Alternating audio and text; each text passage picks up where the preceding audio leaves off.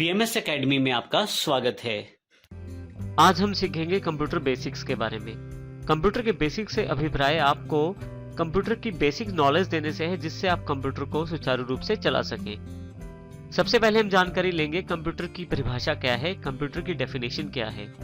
एक कंप्यूटर एक बिजली से चलने वाली मशीन है जो इंफॉर्मेशन और इंस्ट्रक्शंस को प्राप्त करती है, उन पर प्रोसेसेस अर्थात कार्य करती है और उसके पश्चात आपको आपकी वांछित आउटपुट प्रदान करती है।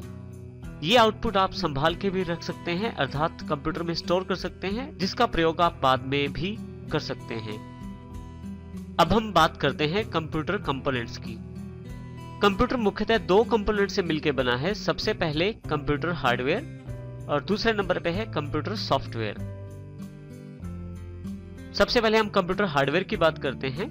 कंप्यूटर हार्डवेयर से अभिप्राय सभी इलेक्ट्रॉनिक और फिजिकल पार्ट से है, अर्थात कंप्यूटर के सभी वो भाग जो बिजली से कार्य करते हैं और साथ ही जिनको आप छू सकते हैं, वो सभी भाग कंप्यूटर हार्डवेयर कहलाते हैं। इसी तरह से हमारे पास, यदि हम यहाँ इस पिक्चर में देखें तो हमारे पास काफी तरह के कंप्यूटर हार्डवेयर के पार्ट्स दिखाए गए हैं, जिनका अलग अलग प्रकार का कार्य रहता है।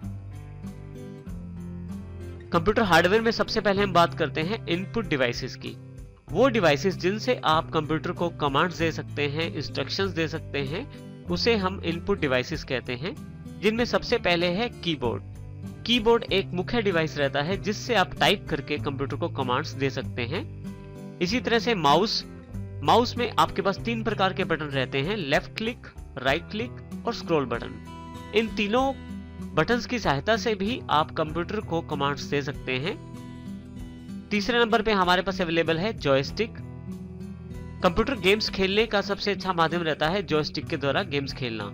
कंप्यूटर में आप गेम्स खेलते समय जॉयस्टिक के साथ कमांड्स दे सकते हैं। इसी तरह से हमारे पास स्कैनर रहता है, स्कैनर जिसका प्रयोग हम डॉक्यूमेंट्स और इमेजेस को स्कैन करने के लिए करते हैं, जिससे कि वो डॉक्यूमेंट्स और इमेजेस हमारे पास कंप्यूटर में अवेलेबल हो जाती हैं। अगली डिवाइसेस हमारे पास है आउटपुट डिवाइसेस के रूप में, जिसमें सबसे पहले हमारे पास LCD, LED या मॉनिटर, जिन पर कंप्यूटर अपनी आउटपुट प्रदान करता है। इनमें पिक्चर के रूप में आउटपुट प्रदान की जाती है, जिसमें मुख्य शामिल है LCD, LED या मॉनिटर।